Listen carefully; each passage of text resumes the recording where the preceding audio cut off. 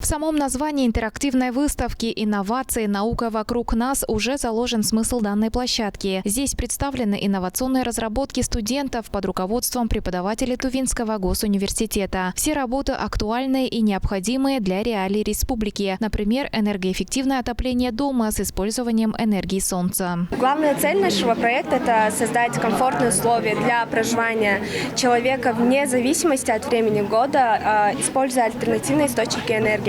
Это в нашем случае это получается солнечные коллекторы плоские.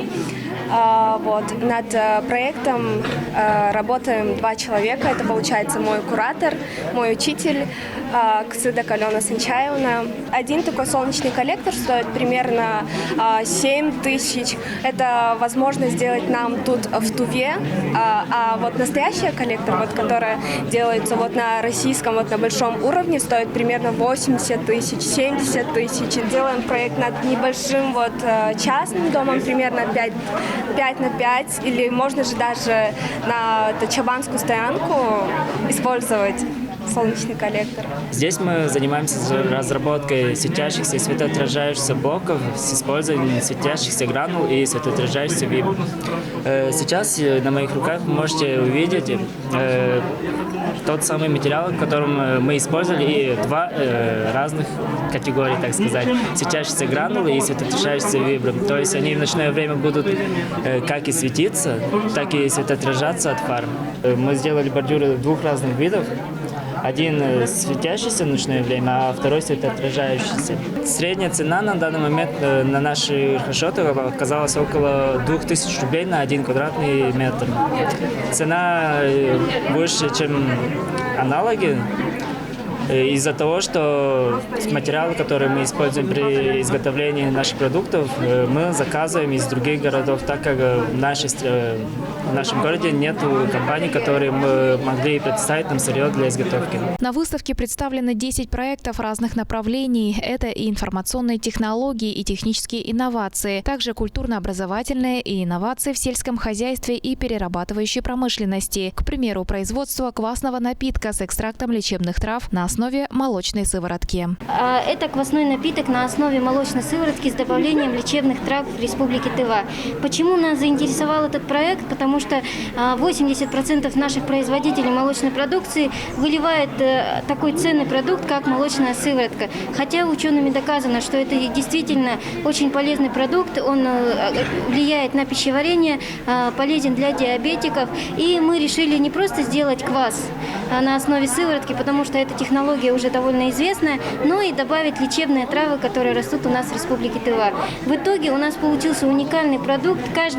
Каждая полезная трава имеет свой уникальный вкус и аромат и свои полезные свойства. Квас хранить довольно просто в холодильнике, но учитывая то, что это молочная сыворотка, все-таки она имеет не сильно большой срок хранения, то мы рекомендуем хранить не больше 7 суток в холодильнике. Температура плюс-минус 4 градуса. В данный момент, так как это считается опытный образец, сейчас как раз мы ведем переговоры с нашими производителями молочной продукции и хотим попробовать внедрить это в производство и потом уже выпустить именно в промышленных объемах. 3D-паспорта природных объектов Тувы, электронное логопедическое пособие для детей, мобильное приложение «Тавалап Öğren» «Научись говорить по-тувински». Часть этих проектов отправится на межрегиональный этап конкурса. Эксперты, оценивающие научные работы студентов, также отмечают важность поддержки молодежи, а также необходимость внедрения инноваций в реальный сектор экономики. Во-первых, хочу поблагодарить Тувинский государственный университет, что проводит такое мероприятие. Мне кажется, очень нужное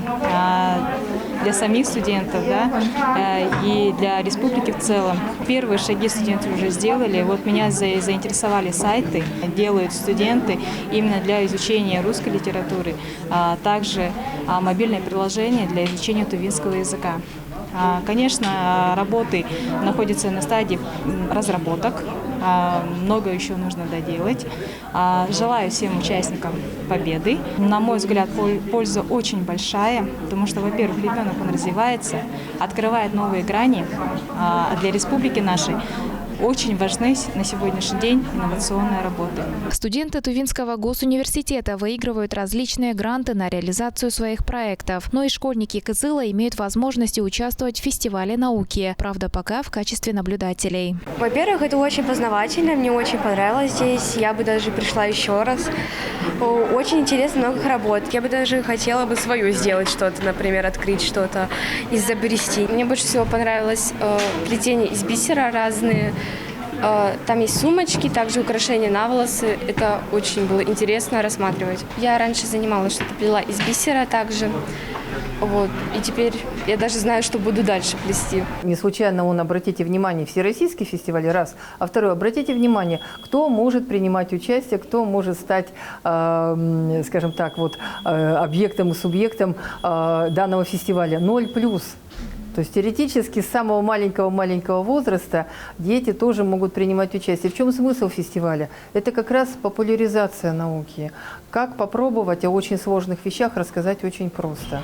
Как попробовать показать достижения, естественно, и выдающихся ученых, и начинающих студентов, не только для узкого круга ученых, но, собственно говоря, для всех. Всероссийский научный фестиваль «Наука 0+» проводится в 80 регионах на 300 площадках. В рамках Года науки и технологий в Тувинском государственном университете проведено немало мероприятий и подводятся итоги. Но на этом научные исследования не заканчиваются. Айдана Холых, Буян Оюн, Азамат Очур, Тува 24.